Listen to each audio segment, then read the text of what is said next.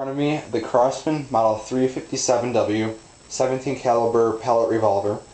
It's got a 10-shot magazine. It's a double action revolver. It's supposed to be kind of a replica of, say, a Smith & Wesson 357 Magnum, but they actually make those, but they're not as good of a value as this is. Now, this gun was about $50, so it was a pretty good value. It's got a 6-inch rifled barrel, powered by 12 gram CO2 cartridges, which last about 60 or 70 shots. It's got a rail on the top here, so if you want to put a red dot scope or something on there. Or not a red dot scope, just a red dot for a handgun or something. This stuff right here, this is pellet gun oil. It says exclusive use for all high compression CO2, gas, and air gun seals, moving parts, and pump actions. If you have a pellet pistol or rifle that is powered by either 12 gram CO2 cartridges such as this or 88 gram CO2 cartridges as this one right here, they recommend putting a few drops or enough to cover the tip of the pellet gun oil, and it actually definitely increases the performance of your gun. It keeps the barrel cleaner.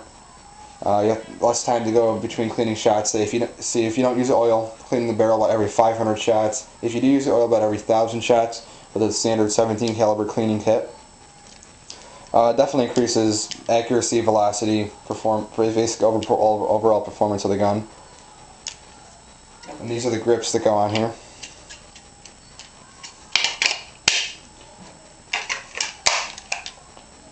And the lock here is called a cross block.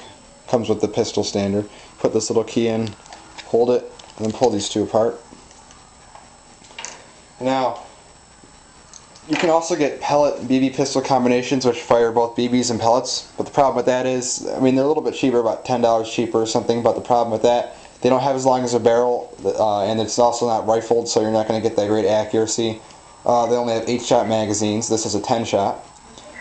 And not only that, when it says, let's take for example a BB pellet pistol combination that says 480 feet per second. You're going to get 480 feet per second with BBs, but probably around 450 to 420 with pellets. This gun is rated at 435 feet per second, but if you take care of it, like I take care of it, I use a pellet gun oil, I clean the barrel, you can probably squeeze out 440 or 450 feet per second even. Alright, now I'm going to be firing several different types of pellets here to show you the performance of each one. First pellet I'm going to be firing, this is a Gamo armor pellet, and if you can see in the tip there is a little tiny copper BB, and anybody who has a BB gun knows they penetrate a lot better than pellet guns, but this pretty much takes the penetration of a BB gun and puts it into a pellet. It also doesn't damage your bore like the copper BBs will. Plus it gives you better penetration when you're hunting. It can go through most bones on small game. This is a standard hollow point used for hunting. I would recommend using these in higher power guns because they can give you much better expansion, not in low powered ones. And then right here, this is a pointed pellet. This is an RWS Super Point. They're a little bit more expensive than standard pointed pellets, but they're much better. And pointed pellets will give you the most accuracy, distance, and velocity out of your air gun. Now this gun you can also use for hunting at, say, up to maybe 40 or 50 yards with a brand new tank in. You can use probably for indoor pest control if you really want to. I wouldn't recommend it, mainly because if you're not a good shot, then you're pretty much going to miss and damage something else. But it's also good for teaching somebody how to handle a firearm or how to shoot a revolver or pretty much any handgun. Alright, now I have over here a pellet trap and a battery. I'm going to be testing the pointed armor pellet, not the pointed one, but the armor pellet on the battery to see if we get any penetration. And then I'm going to be firing the hollow point and the pointed pellet at the target. Now let's see if I can actually hit the battery here. I doubt I can, but we might as well try it anyway. Alright, just sounded like it bounced off there. I'll eventually show everything when I'm done shooting. The next pellet I'm going to be firing is a hollow point. I'm going to try to hit the bullseye if I can. This gun actually does have a very little noticeable recoil when you first put a new tank in.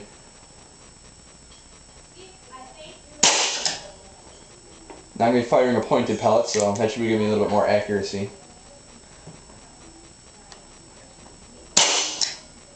Just below the bullseye.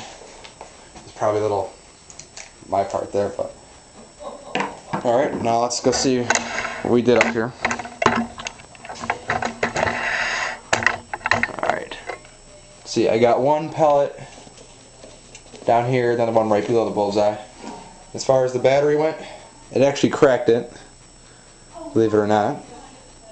So that proves how good these little pointed pellets are, the ballistic tip ones.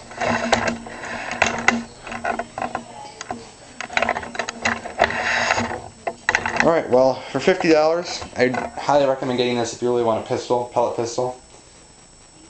But, yeah, tournament review. It's a great little gun.